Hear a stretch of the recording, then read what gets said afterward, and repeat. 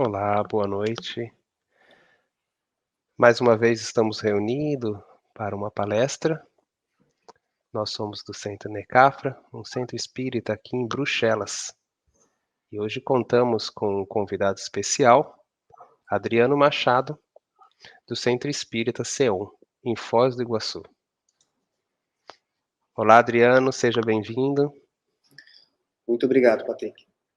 A gente agradece a sua presença e estamos muito felizes com a sua presença aqui. Felicidade maior é nossa, pode ter certeza. Estou extremamente feliz em ter o Adriano com a gente, mas antes da gente começar, gostaria de mostrar uma linda foto de Foz do Iguaçu, uma cidade que todos achamos linda, está no nosso coração, né? E além da cidade, da foto de Foz do Iguaçu, nós também temos aqui a linda Casa Seom, né, Adriano? E é muito interessante ter você aqui novamente hoje. E inicialmente a gente vamos fazer uma prece, né? Para que possamos conectar 100% com a palestra, e aí darei as palavras ao Adriano. Então, inicialmente, vamos agora nos concentrar para uma pequena oração, uma pequena vibração.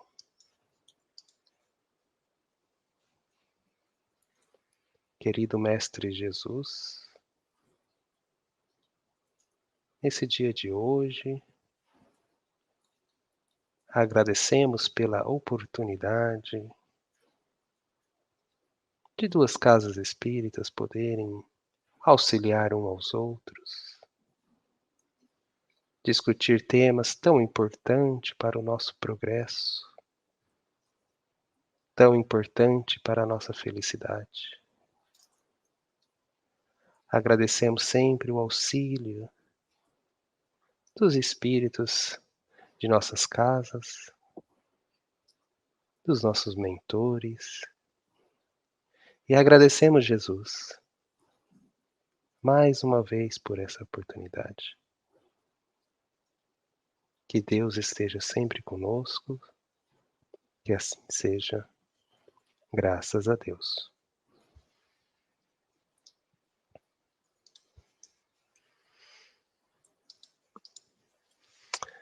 Então, Adriano, agora eu passo as palavras a você. Novamente agradeço a oportunidade e vamos lá. Muito obrigado, Patrick. Caros amigos, irmãos, confrades do mundo inteiro, com muita alegria estamos aqui aceitando este convite, o qual esperamos honrar de todo o coração e desejamos a todos, então, que a paz daquele que é a luz do mundo possa nos envolver e nos abençoar. O que motiva as nossas ações? Todas as nossas ações, elas buscam ter algum prazer. E fugimos constantemente das inquietações, dos problemas, da dor, do sofrimento. Mas será que todo prazer pode nos dar a felicidade? Muitas vezes nós abrimos mão de uma satisfação ou de um prazer, porque sabemos que se sorvermos aquele prazer, isso irá nos trazer uma dor ou uma tristeza. Então, nem todo prazer nos trará a felicidade. Essas questões e essas respostas que colocamos aqui foram elaboradas por um filósofo grego chamado Epicuro, que nasceu na ilha de Samos, na Grécia, no período chamado helenista, que foi o período após Alexandre o Grande ter conquistado a Ásia e a África, e um pedaço da Europa, enfim, aquela unificação de cultura e a transmissão da cultura grega para o mundo chamou-se período helenista. Isso depois de Sócrates, Platão, Aristóteles. E Epicuro de Samos, então, ele propõe uma felicidade, retoma uma temática, que era o prazer, mas ele aponta o prazer com uma virtude. Ele dá ao prazer um valor moral, que outros filósofos não tinham feito esta conexão. Ele se afasta dos centros das cidades e vai viver no interior com seus discípulos e funda um lugar chamado Jardim, onde eles viviam de modo mais simples e buscavam, então, esse entendimento com relação à felicidade. A virtude que Epicuro, filósofo grego, que viveu entre o século IV e o século III, vai adicionar ao prazer é a prudência. A prudência. Para Epicuro, uma vida feliz está ligada à prudência, à beleza, à justiça. E não há prudência e beleza e justiça, segundo ele, que não leve à felicidade. Para Epicuro de Samos, o homem feliz é aquele que vive com temperança, comedido, justo, que sabe viver bem quando tem muito e sabe viver bem quando tem pouco. Para Epicuro, o homem feliz, se está com a riqueza, com o luxo, com o poder, não se torna cego, extravagante, exagerado, desmedido. E quando não tem nada, não se revolta. Vejamos que ele traz uma felicidade possível, pensando nos homens da terra, uma felicidade possível, mas com equilíbrio, sem exageros. A ponto dele elencar que a maior de todas as felicidades seria a amizade, passando assim a ser conhecido também como o apóstolo da amizade. Valorizava a amizade como a satisfação, como o maior prazer que se pode alcançar dentro da busca pela felicidade. Encontramos uma ressonância muito grande com o que diz o Espiritismo para nós, com o que os Espíritos falam sobre a felicidade. Analisando rapidamente o plano didático perfeito da obra O Livro dos Espíritos, organizadas por Allan Kardec, que amanhã nós celebramos a sua data de nascimento, o dia 3 de outubro. Por isso, humildemente, dedicamos a nossa fala ao codificador, que legou para a humanidade a beleza, a riqueza ímpar e para todo sempre da doutrina espírita. Analisando o plano da obra, Allan Kardec nos inicia no Livro dos Espíritos falando das causas primárias. Traz o espírito e a matéria como os elementos gerais do universo e nos projeta dessa maneira para o cosmos e para a vida. E apresenta Deus como a causa encausada. Define na primeira parte que nós vamos tratar do espírito, da alma imortal. Avançamos para a segunda parte, neste plano didático, e nos deparamos, então, com o processo evolutivo do espírito, esse ir e vir da alma, através da reencarnação que ele nos apresenta, das transições de quando nós estamos reencarnando, da transição quando nós estamos desencarnando, da influência dos espíritos em nossas vidas, das nossas missões, do nosso planejamento reencarnatório. Ali ele trabalha o movimento da alma na sua transição evolutiva. Nos leva, então, para as leis morais na terceira parte. E as leis morais que nós estudamos no Livro dos Espíritos não são as leis morais do nosso planeta. Em qualquer parte do universo, as leis morais que regem a vida da alma são as mesmas. A nossa galáxia, que é imensamente grande, que possui mais de 200 bilhões de estrelas, e que possui trilhões de planetas, a nossa galáxia, que de uma ponta a outra mede 100 mil anos-luz, isso é incomensurável para nós.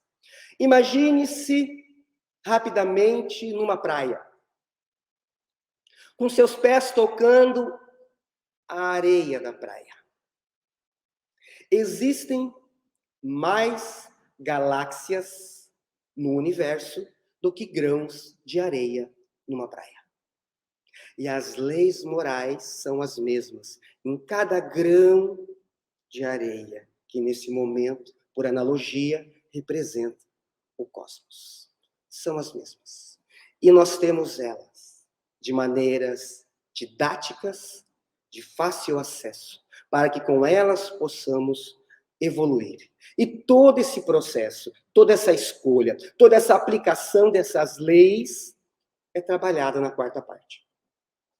É a aplicabilidade dos resultados dessa lei, por isso, a quarta parte do Livro dos Espíritos é Esperanças e Consolações.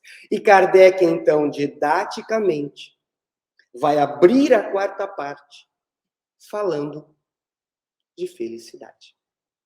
Vejamos como há uma sequência didática, há um programa muito bem elaborado que vai nos encadeando as ideias. Agora que eu sei quem eu sou, agora o que eu sei, o que eu devo fazer, a felicidade agora é me apresentada como o resultado das minhas escolhas. E eu tenho agora a consciência, e eu tenho a condição de fazer essas escolhas e entender que a felicidade, como eles apresentam logo no início, Kardec abre a temática, questão 920, com a felicidade, e logo de início, os espíritos nos ensinam que ela é relativa,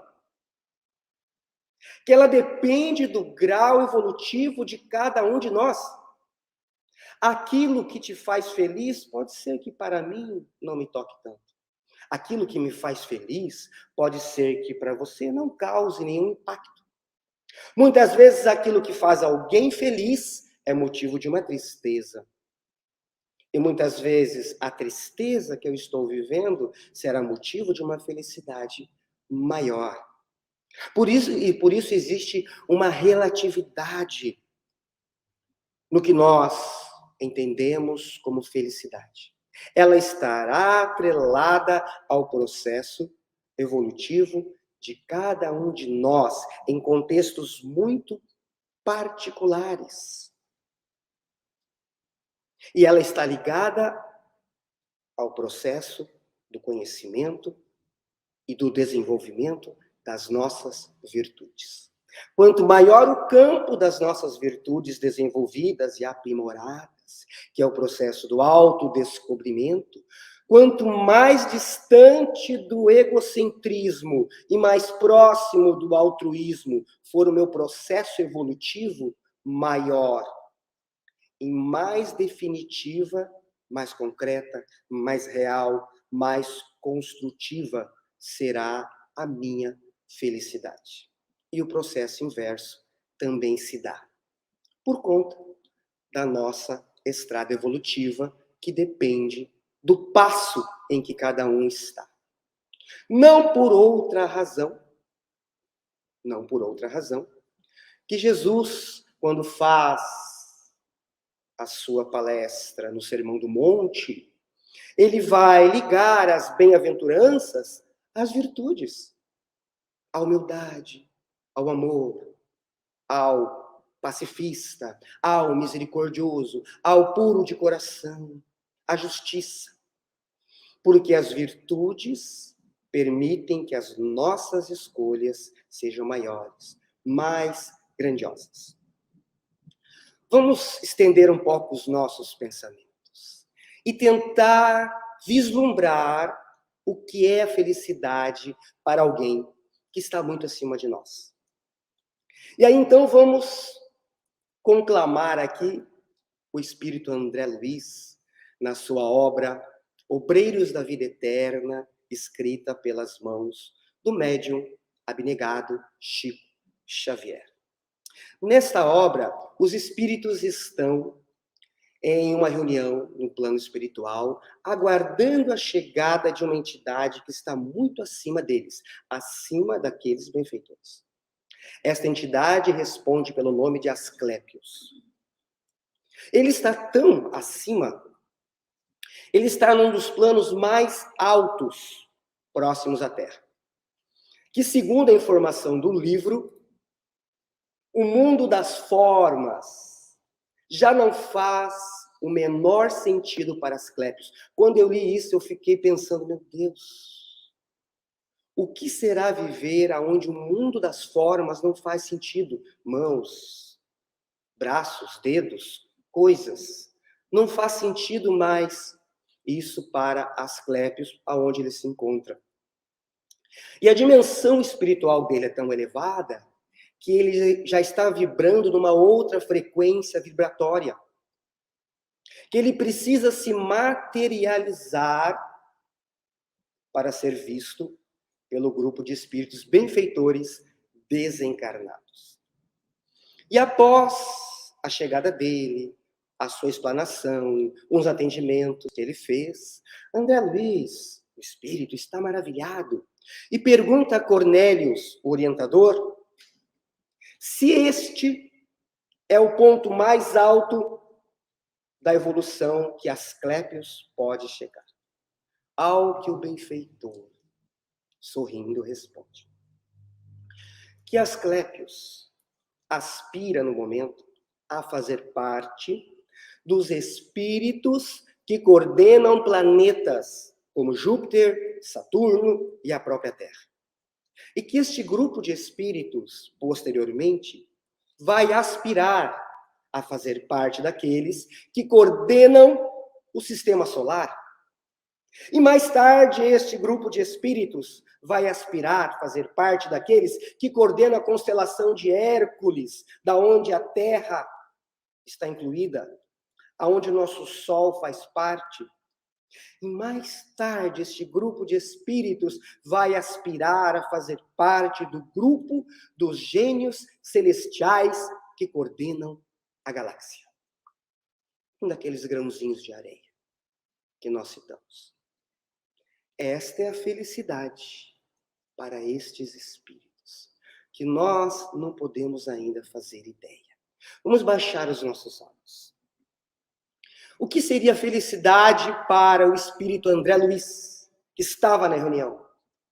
Para ele, a felicidade é voltar à Terra, é fazer a trajetória de novo na qual ele se perdeu na última reencarnação, corrigir os erros, aplicar na vida prática o que ele aprendeu nos últimos anos, nas últimas décadas, viver de modo mais espiritualizado, viver de modo mais fraterno, mais aberto à vida. E provavelmente ele vai, pelas experiências vivenciadas, se já não está vivendo isso nesse momento.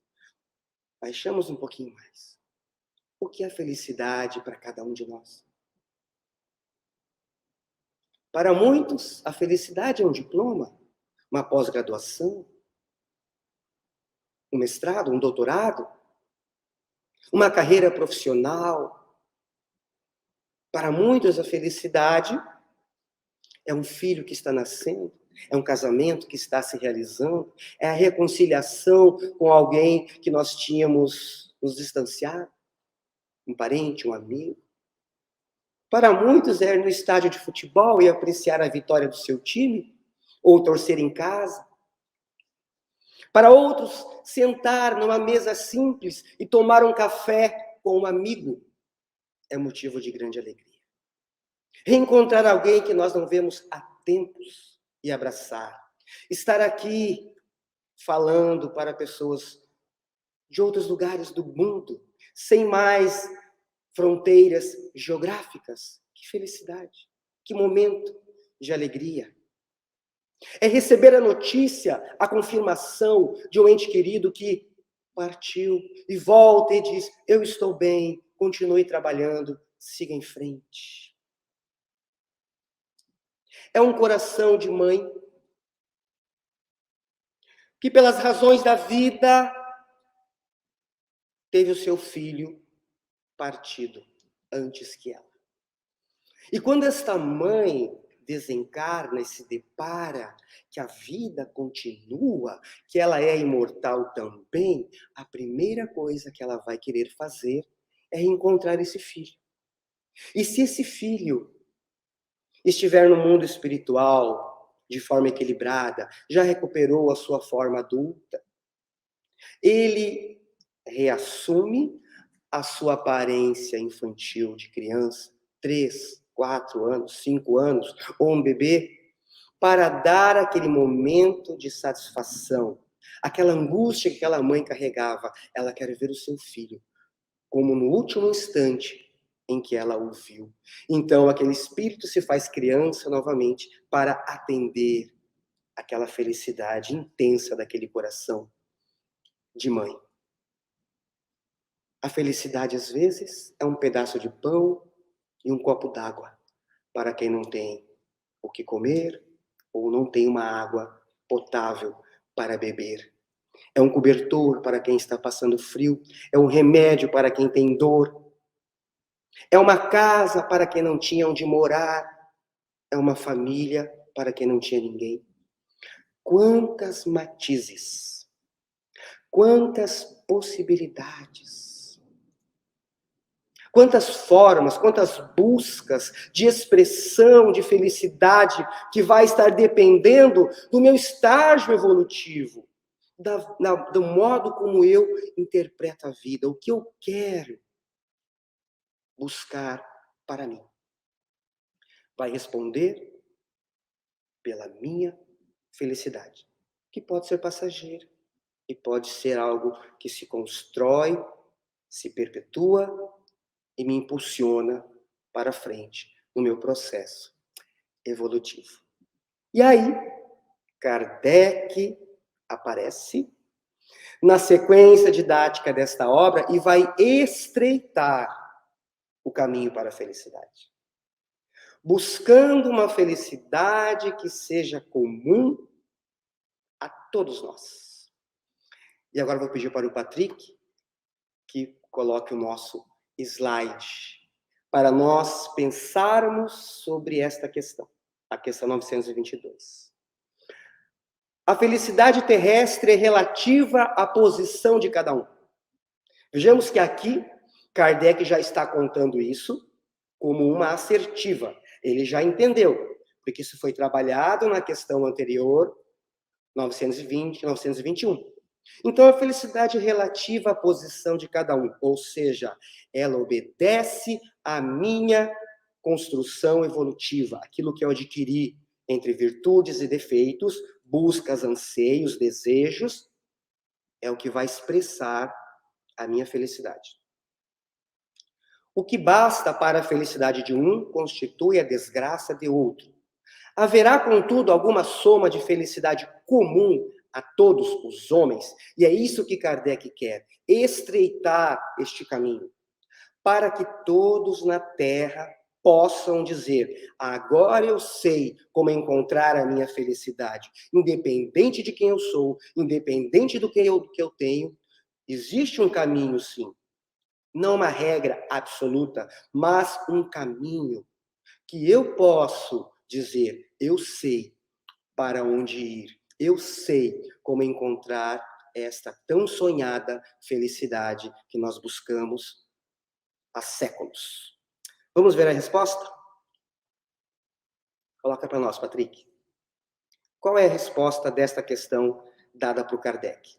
Dizem os imortais, com relação à vida material, é a posse do necessário. Com relação à vida moral, a consciência tranquila e a fé no futuro. 3 itens. 1 focados para a vida material, 2 focados para a vida moral.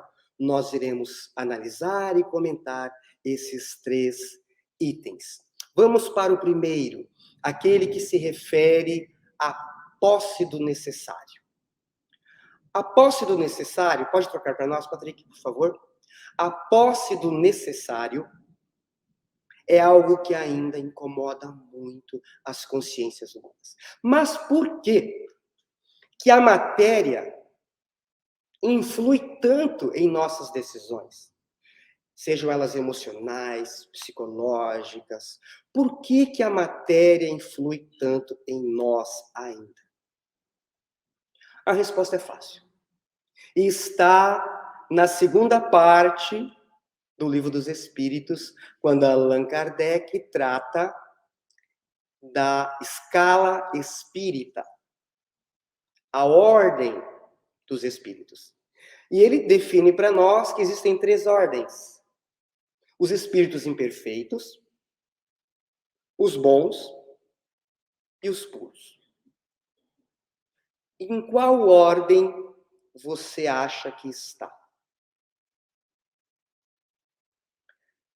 Eu vou supor, sem querer ofender ninguém, porque vai que tem algum espírito bom ou puro assistindo aqui a nossa palestra, eu vou supor que todos nós que estamos aqui somos espíritos imperfeitos.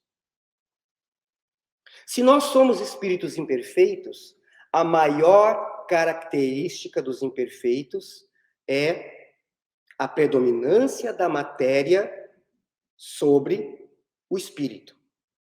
Predominância da matéria sobre o espírito. Então, não é difícil de entender do porquê que nós somos tão acessados pelos convites que a matéria nos oferece. Desmaterializar-se é o nosso objetivo na busca pelo progresso, para chegar a níveis espirituais, como o de Asclépios, por exemplo, já totalmente livre das impurezas e dos convites da matéria. Esse é o nosso objetivo. Mas, enquanto isso, estamos sendo acessados por esta matéria, porque há uma predominância dela sobre nós.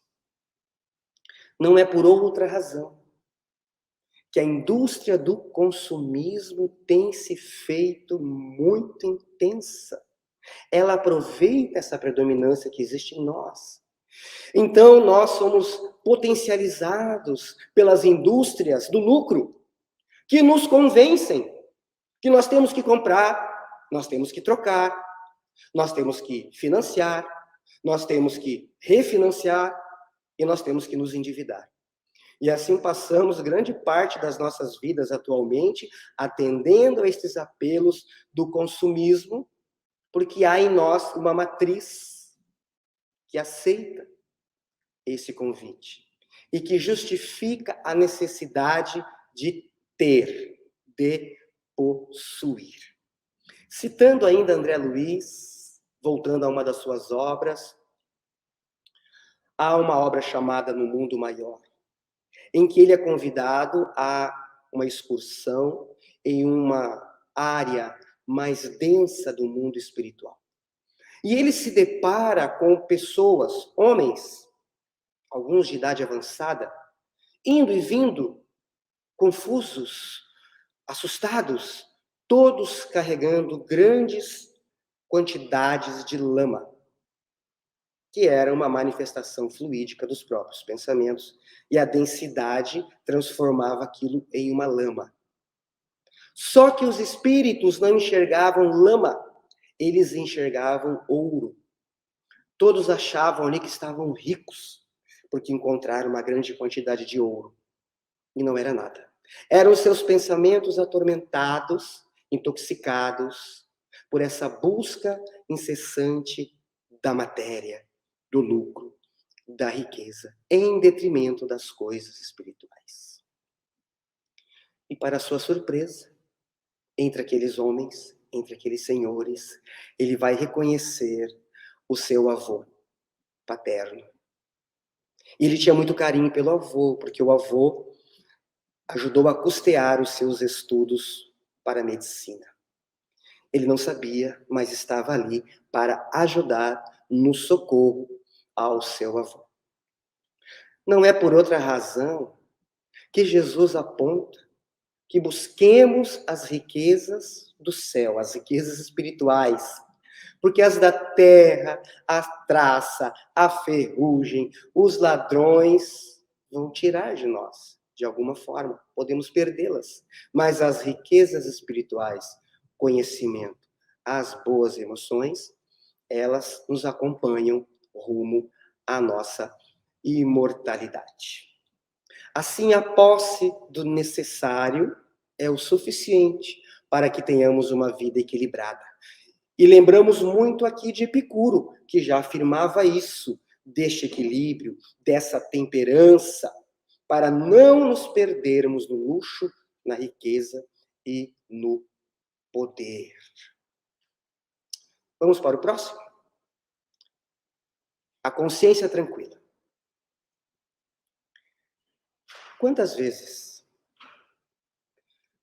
nós cumprimos o nosso dever? Às vezes com muita dificuldade, com muita luta, com sofrimentos, às vezes até com uma lágrima, uma certa tristeza porque algo nos aborreceu, mas cumprimos o nosso dever. E ninguém, às vezes, fica sabendo dos nossos esforços. Quantas vezes nós cumprimos esse dever sem que ninguém o saiba? Mas quantas vezes nós não cumprimos este dever? E ninguém também fica sabendo. Mas a consciência sabe. A consciência registra todas as nossas ações, aquilo que fazemos e aquilo que não fizemos. E o espírito Lázaro, acerca do dever, vai escrever uma página memorável sobre o dever no Evangelho segundo o Espiritismo, aonde ele diz que a consciência é o aguilhão da alma, porque ela sabe o que fizemos e o que não deixamos de fazer. E é isso que nos atormenta às vezes. Nas reuniões mediúnicas, ou nas obras mediúnicas, quantas vezes lemos ali o depoimento dos espíritos que não deram conta dos seus deveres. E quando pensamos em deveres, vamos dividi-los em 3 esferas para darmos uma organização didática a esse dever. Nós temos o dever que nos conecta com a sociedade. Nós temos o dever que nos conecta com a família e nós temos o dever que nos conecta conosco mesmo. O dever com a sociedade, o dever com a família e o dever conosco mesmos. Conosco mesmos. E aí então lemos, ouvimos do espírito, que era um homem público e se corrompeu. Do pai de família, que se perdeu. Do indivíduo que se lançou aos vícios, às drogas e às vezes ao suicídio. E retornam ao mundo espiritual, lamentando os deveres não cumpridos. E isto gera um tormento, porque a consciência é o aguilhão da alma. Mas a consciência tranquila não é esta consciência que não erra. Porque seria muito difícil encontrar no planeta quem não erra e não tem seus erros. A consciência tranquila, na nossa atual situação, é aquela que entende que errou, que percebe os seus erros e vai atrás corrigi-los, se autocorrigir. Não fica no caminho se lamentando, se desesperando. Não desenvolve a culpa, a autopunição, a autocomiseração, a autopiedade. Segue em frente, sem transformar em tóxicos estes sentimentos chamados culpa e punição. E por conta disso, nós temos muitos doentes emocionais na atualidade, muitas depressões, muitos transtornos, porque essas pessoas permitiram que a culpa, a punição, se instalasse nas intimidades da sua alma. Isso gera problemas. O homem que tem a consciência tranquila neste mundo de provas e expiações é o que não fica no caminho. Que ele entende que precisa corrigir-se e segue adiante. Vive cheio de vida, mas devolve isso aos outros. Porque ele não pode ter 2 pesos e 2 medidas.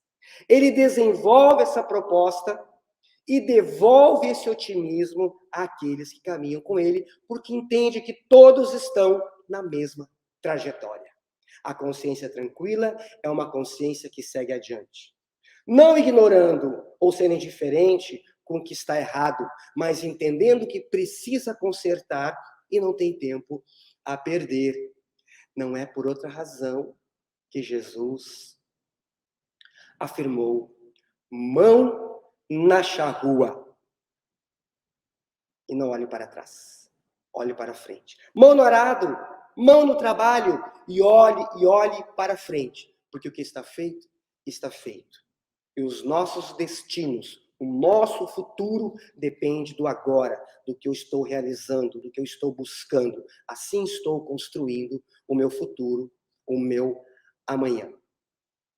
Podemos todos ter esta consciência quando nos dispomos a essa busca, a esse autoconhecimento, a esse trazer das informações do Evangelho para a nossa alma. Essa é a transição da luta evolutiva e é essa transição, é essa mudança de paradigmas que nos fará pessoas melhores. Vamos para o terceiro. Fé no futuro.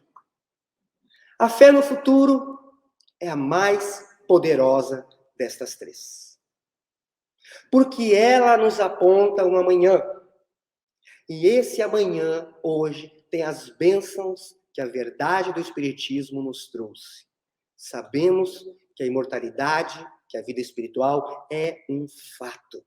Não é mais apenas uma fé, uma crença. É um fato que faz parte da vida da Terra, que faz parte da vida do cosmos, do universo, e nós estamos inseridos nela.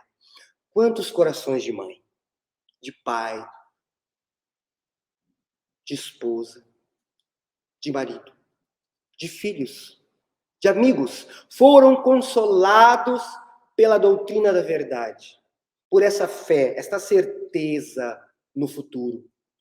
Quantas centenas e centenas de cartas Chico Xavier trouxe de parentes desencarnados, consolando esses corações. São verdadeiros documentos, falando, comprovando a imortalidade da alma. É preciso viver esta imortalidade.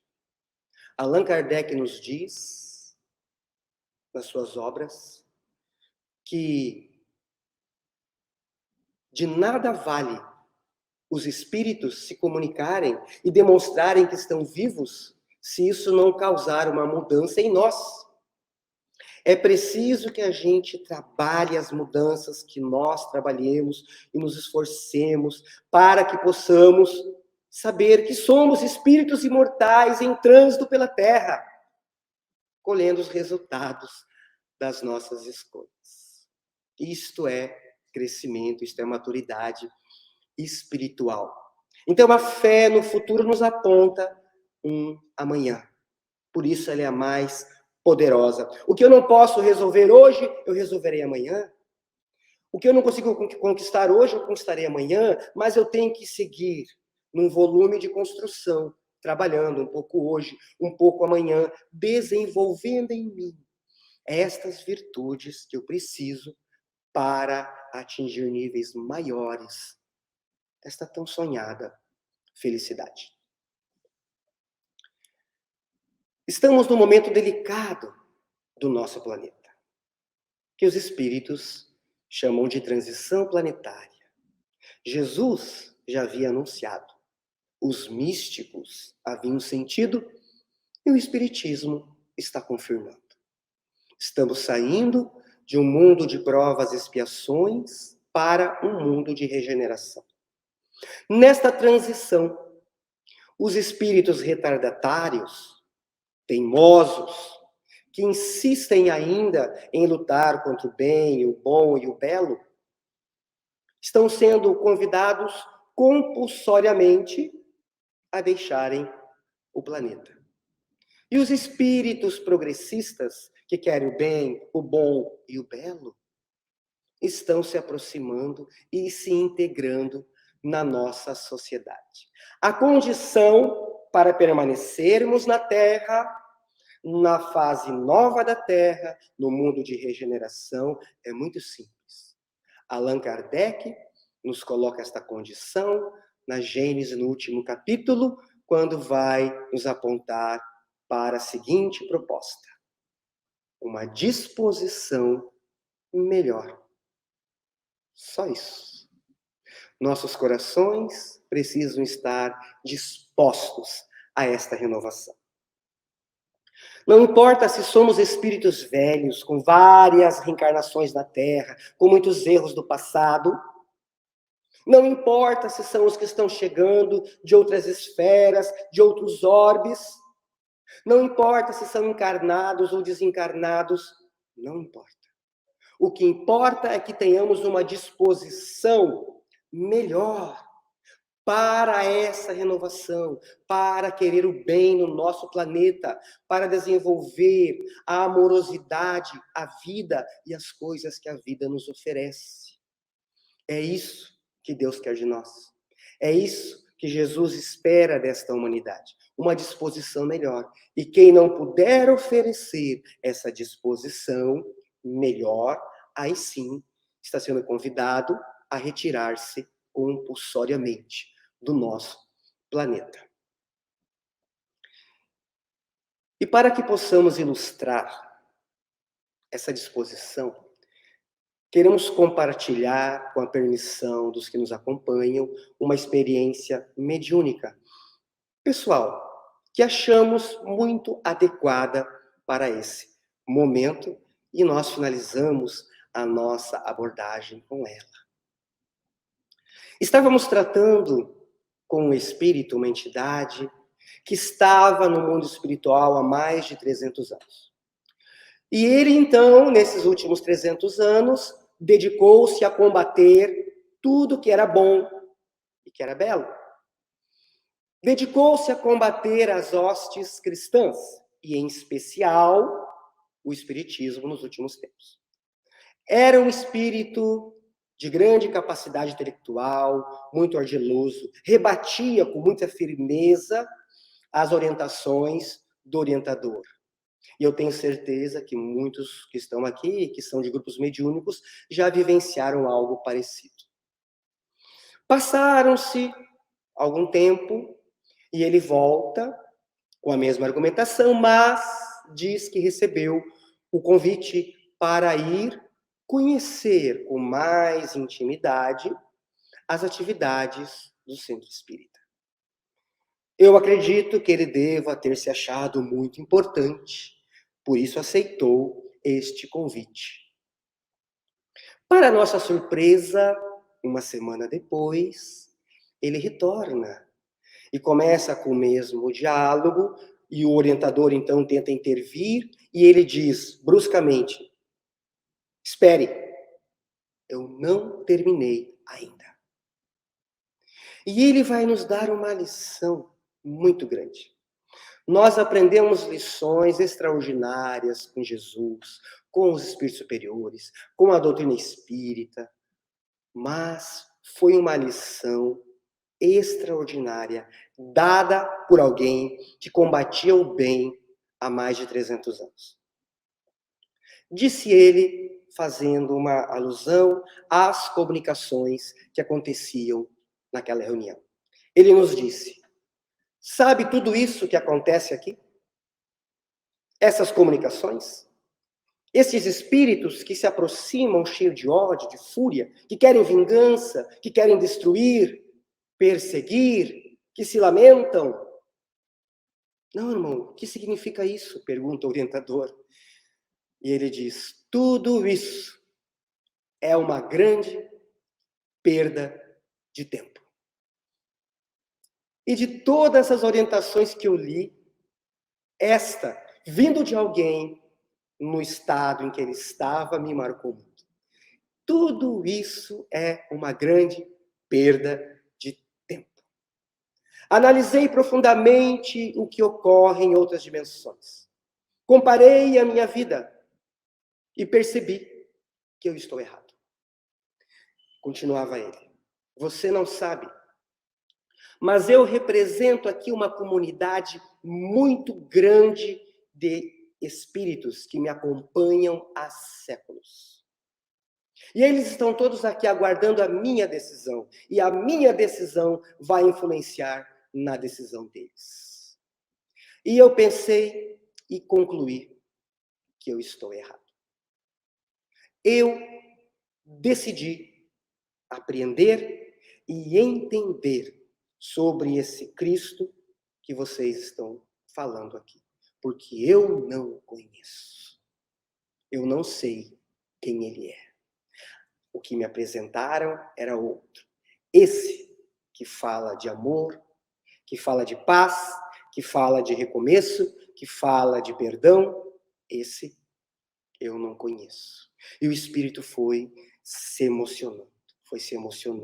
E como nós éramos o veículo da comunicação, eu sentia o meu peito explodir daquela emoção que ele estava sentindo, e abriu-se então a visualização de algo muito extraordinário, e foi importante que um outro companheiro da mesma reunião teve a mesma visualização, para que possamos ter certeza do que nós vimos.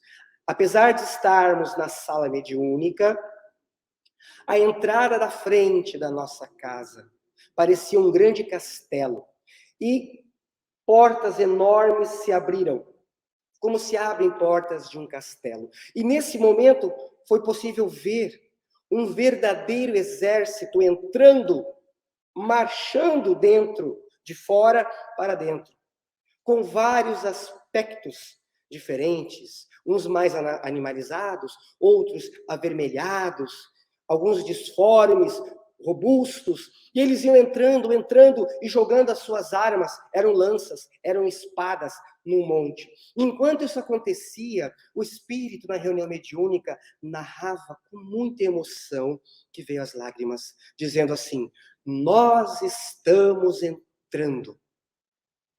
Flores estão caindo do alto sobre nós. Uma música suave está nos envolvendo. Nós estamos entrando. E eu não podia contar a multidão daquele enorme exército, que eram milhares, que acompanhavam a decisão daquele líder. Passada aquele momento de emoção, nos recuperamos, analisando a reunião. E isso nos marcou muito. Porque aquele espírito, aquela entidade que estava lutando contra o bem, impedindo, é um exemplo do que Kardec propõe na Gênese. Não importa o que você fez, importa o que você quer agora. E ele estava disposto a mudar. Então, este espírito que acordou para a sua realidade, passou a ter fé no futuro. Em algum momento ele perdeu a sua fé. Em algum momento, alguma situação tirou dele e ele se permitiu roubar a sua fé em si mesmo. Por isso ele se lançou, como tantos outros, a aniquilar a sua consciência, a tirar a essência divina e amarrá-la, abafá-la, para que ela não gritasse mais alto: pare, você está sofrendo, não vá por este caminho. E eles congelam as suas emoções, para que a consciência, que é o aguilhão da alma, não diga: você está errado.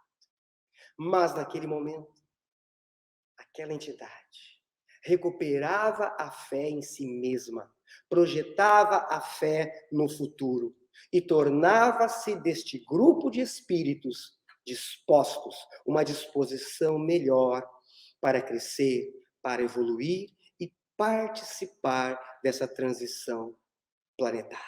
Que lição desta alma, que experiência que nós vivemos. Assim, o nosso caminho da felicidade é um caminho que se aponta, que nos chama e que pede que de nós tenhamos o nosso melhor. Estamos no momento de transição planetária.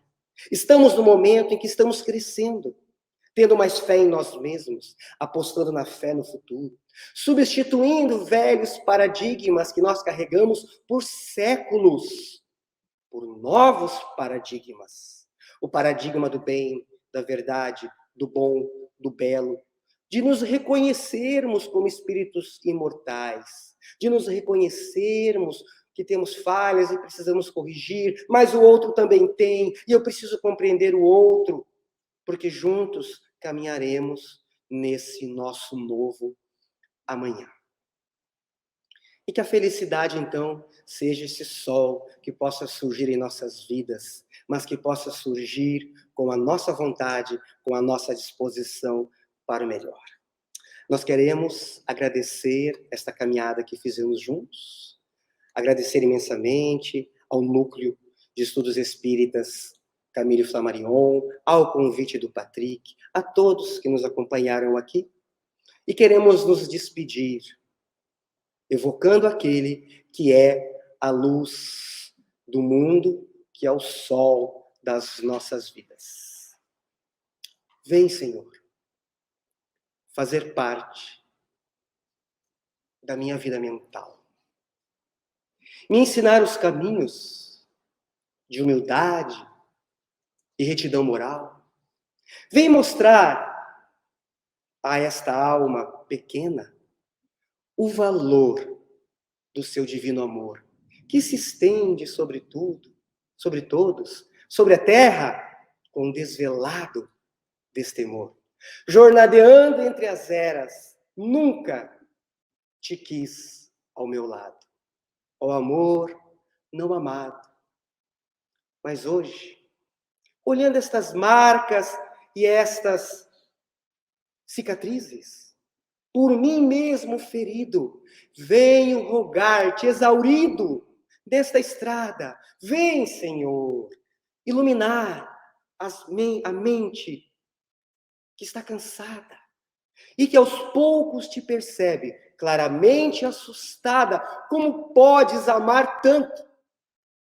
E eu, do meu canto, quando penso em ti, eu até me agiganto, entendendo desassombrado como é suave o teu jugo, como é leve o teu fardo. Vem, Senhor, me ensinar a ouvir e a falar com o coração, porque todas as vezes que eu dei ouvidos aos ruídos do orgulho, da ambição, eu tombei em nova expiação. Nas noites escuras dos meus tormentos, vencer o orvalho, o sereno da madrugada nova, a umidificar a aridez dos meus pensamentos. Nas horas de agonia, vencer a luz do dia, atravessar as frestas da minha alma, me trazendo paz, lucidez e calma, porque nas estradas da evolução há muito o que fazer nesse coração. Então vem, Senhor, socorrer esta alma pobre, que um dia será nobre, seguindo-te os passos de beleza e de luz. E permita, se possível, na tua grandeza, que eu possa chamá-lo de meu amigo Jesus. Muito obrigado a todos.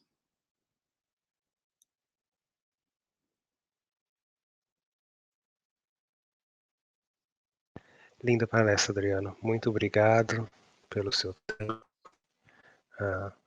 É muito interessante ver que nós estamos sempre com as ferramentas da obra de Allan Kardec nos auxiliando para que possamos tomar as ações necessárias, né, para trazer a felicidade para a nossa vida. Eu fico muito feliz com a palestra de hoje. Gostaria de agradecer todos que colocaram comentários no YouTube, no Facebook. E esperamos encontrar vocês mais vezes, Adriano, se Deus nos permitir. Será Eu uma acho que alegria. essa parceria entre as nossas casas espíritas é um gesto muito bonito que Jesus nos permite. Eu tenho certeza que ótimos frutos virão. Agradeço mais uma vez do fundo do coração a sua presença. E eu acho que a gente fica para a próxima vez, então. Obrigado. Um abraço. Até uma próxima, pessoal. Muito obrigado. Tchau, tchau.